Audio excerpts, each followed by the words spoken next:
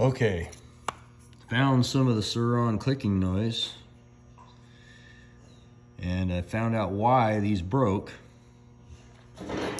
These are all busted off down here. The races are busted off on those two there. As you can see, the size difference.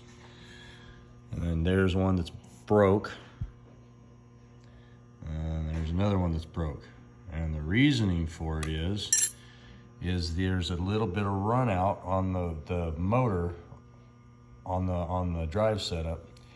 And the run out, when you adjust your chain, if you adjust your chain in some random spot, when it gets to the spot that the chain is the tightest, it'll break those lands off. So now I checked the run out on the parts that I made, and the run out on those is like 2-3 thousandths, but the motor's got a little bit of run out on it, and I suspect it's the cheap sprocket.